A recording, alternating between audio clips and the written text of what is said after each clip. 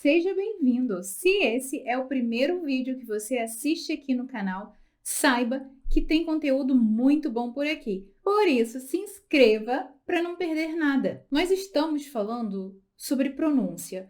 Toda essa série ela é dedicada à pronúncia, entonação e junção de palavras. E você já conseguiu perceber que uma boa pronúncia e uma pronúncia clara te dá confiança para você se expressar e falar naturalmente. Você fica mais expressivo, mais comunicativo, mas a questão é como ter uma boa pronúncia. Nesse vídeo eu vou resumir tudo o que você precisa saber para ter uma boa pronúncia. Então, hoje nós vamos falar sobre os componentes da boa pronúncia. Você sabe que quando nós falamos em inglês, nós temos muitas regras para abordar.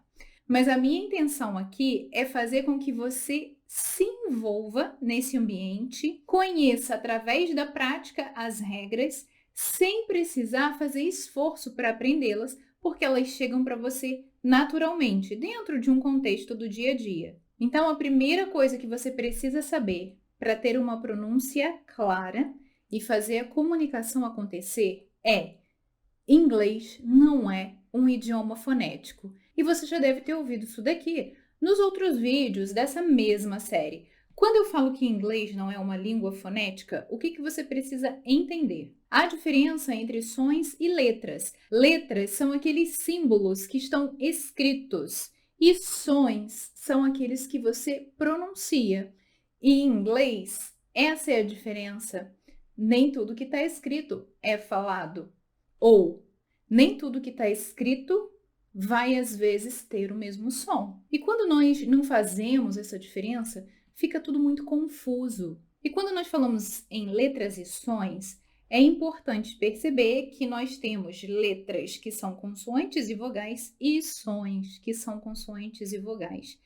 E em volta desses sons, às vezes uma mesma consoante ou uma mesma vogal vai ter vários sons diferentes. Quer ver só? Vamos pegar a simples letra T. A letra T, ela pode ter 8 sons diferenciados. Vou falar alguns aqui para você, só para você entender e ver essa diferença, que o inglês não é uma língua fonética. Por exemplo, o T, ele pode ter o som do R enrolado, que é aquele mesmo R que nós usamos em inglês para falar doctor, esse som do final, é o nosso R enrolando a língua, nós chamamos de flat T. Isso vai acontecer nas palavras bottle, beautiful e it is. O T vira R, bottle, beautiful, it is. Mas esse mesmo T, ele pode ter o som que em inglês nós chamamos de glottal, glottal stop. Por causa da passagem do ar aqui na garganta até chegar à boca, esse T ele fica preso. Ele seria pronunciado, mas por causa de uma sequência de consoantes e vogais, e normalmente é quando ele vem próximo a uma vogal com a letra N, ele fica preso. E aí nós damos o nome de glottal stop. Isso vai acontecer em certain, cotton, viu? Ele fica aqui, certain, cotton. Ele ia ser pronunciado, mas não foi. Então, o mesmo T, ele pode ter o som de e ele pode ficar preso aqui. Mas ainda, esse T pode ser omitido nos casos de internet, center. Isso é uma obrigatoriedade? Não.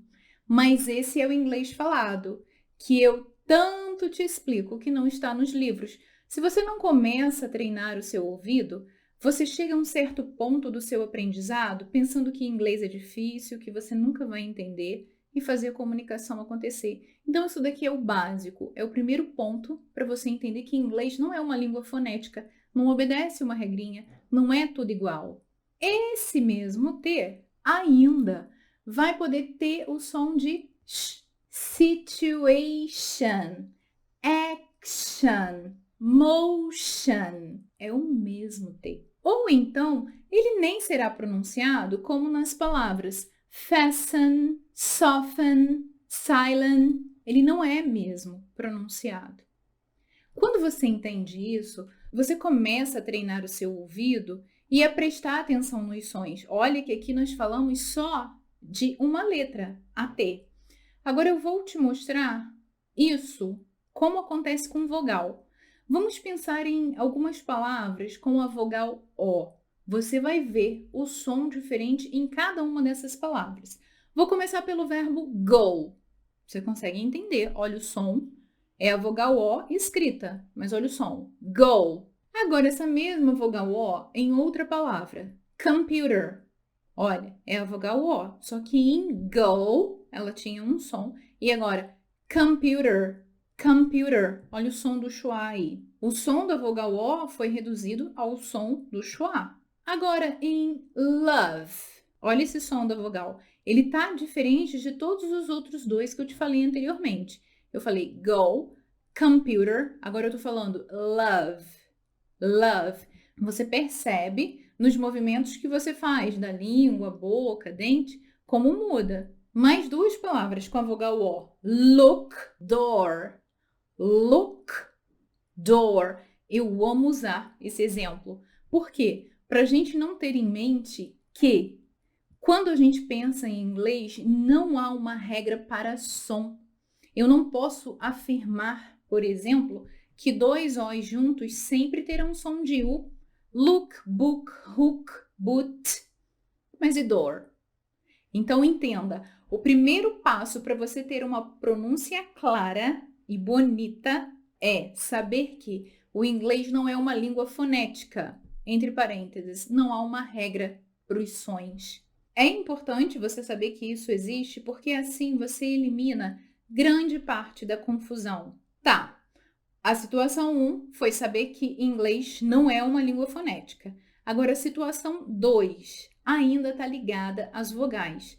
Nem toda vogal, já que você sabe que inglês não é uma língua fonética, você sabe que nem toda vogal vai ser pronunciada com o mesmo som. Nós vamos ter a mesma vogal, às vezes, com um som alongado, que a gente vai demorar um pouquinho mais para falar, e outras que vão ter o som mais encurtado. Quer ver só? Eu posso falar gun, o particípio do verbo go, e aqui você percebe que esse som está alongado, gun, e ele não é proposital, ele é natural, gun. Agora, nós temos também o som de gun. Aqui eu não alonguei, porque o próprio som me exige. Agora, como que eu sei isso? Prestando atenção no que eu estou ouvindo. Então, o primeiro, gun, é verbo. E o segundo, gun, é substantivo. Ainda falando de vogal, nós temos full. Você consegue entender que eu estou esticando full e full. Full, full. O som não é o mesmo, porque há aí um alongamento ou encurtamento na produção sonora das vogais. Mais uma, live e live. Live, live. É extremamente importante você perceber esses sons vocálicos, porque você pode ser mal entendido ou interpretar outra pessoa mal quando você estiver se comunicando, exatamente porque você às vezes entende uma coisa e a pessoa está dizendo outra. Esse é o segundo ponto. As vogais, elas podem ser mais longas ou mais curtas, dependendo da palavra. Outro ponto importante para ter uma pronúncia clara é o stress. O que é o stress? É a parte da palavra que nós damos maior ênfase, colocamos uma entonação mais alta na hora que nós estamos falando. Numa linguagem mais simples, é aquela palavra que em português teria acento e a gente reconhece que ela tem uma entonação maior exatamente por isso, só que em inglês as palavras não têm acento. Até em português, nem todas têm. Então, nós precisamos saber qual é o stress da palavra, aonde está esse stress. Qual é a sílaba que precisa de uma entonação maior? Além de salvar a comunicação, porque, veja só, você pode estar se expressando, se comunicando e até não conjugar o verbo certo e até cometer erros gramaticais, por exemplo. Às vezes o sujeito não está combinando com o verbo e isso tudo vai passar. Isso tudo vai fazer a comunicação acontecer. Mas uma coisa deixa a comunicação confusa, que é exatamente o stress. Se eu troco a sílaba tônica da palavra de lugar, a pessoa nem entende, pensa que eu estou falando até uma outra palavra. Saber o stress certo de cada palavra exige um esforço mental e intelectual muito grande. Por quê? Em inglês, às vezes uma mesma palavra, ela vai significar substantivo e verbo, ou verbo e adjetivo, mas para eu usá-las corretamente, o stress, a sílaba tônica dessa palavra, vai mudar. Por exemplo, pensa comigo na palavra rebel. She's a rebel. Ela é rebelde. She's a rebel. Olha o stress. Rebel. Agora, e se eu quero transformar essa palavra em verbo e dizer ela se rebela com muita frequência, vai mudar aí o stress da palavra e a frase vai ficar She rebels very often. O que antes era rebel, agora virou rebels. Mudou o stress porque eu quis mudar a palavra. Entende quando eu falo que o esforço ele é muito mais mental e intelectual? Porque primeiro, eu tenho que saber qual é o stress da palavra. E segundo, eu tenho que saber em que ordem essa palavra está, se é na ordem dos adjetivos, se é na ordem dos verbos. E isso não é penoso quando você busca aprender inglês, porque você treina isso. Não está nos livros. Mas você treina no diálogo do dia a dia, na construção de frases e repetição, e dando exemplos, e você vai aprendendo isso naturalmente. Outro exemplo que nós temos, control e control. Se eu mudo a sílaba tônica, eu mudo o que eu quero dizer. Control, control. Nós também temos project, project e project, project. Então, dependendo do que você quer dizer, algumas palavras também vão ter as suas sílabas tônicas modificadas. Um outro ponto que é importantíssimo saber quando você fala em inglês é a entonação. O que é entonação? Nada mais é, numa linguagem que a gente possa entender, é a forma que você termina a sua frase. O tom e o ritmo, eles mudam no final. Então, se você está acompanhando essa série, você sabe que se nós fazemos uma pergunta que a resposta seja sim ou não, a entonação ela sobe. Is she happy? Is your sister a dentist? Agora, se eu falo uma frase normal, essa entonação ela não é rising, ela é falling. E aí, se eu falo uma frase comum, por exemplo, I've learned so much about communication. É uma falling intonation. I've learned so much about communication. Eu não subo.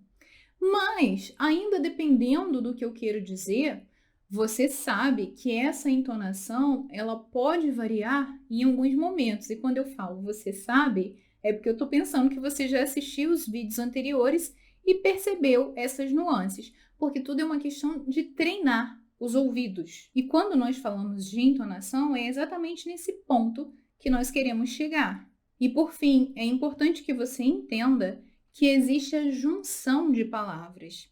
E essa junção de palavras, elas podem ser feitas de vogal com consoante, de consoante com vogal.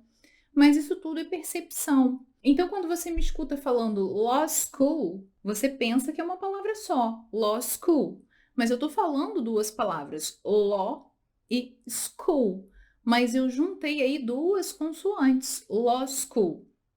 O mesmo vai acontecer, às vezes, com consoante e vogal. Por exemplo, vamos pensar bread and butter.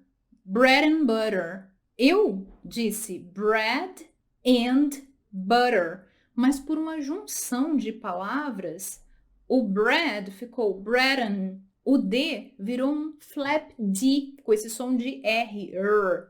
Bread'n, bread'n, butter. E o and perdeu o som do D.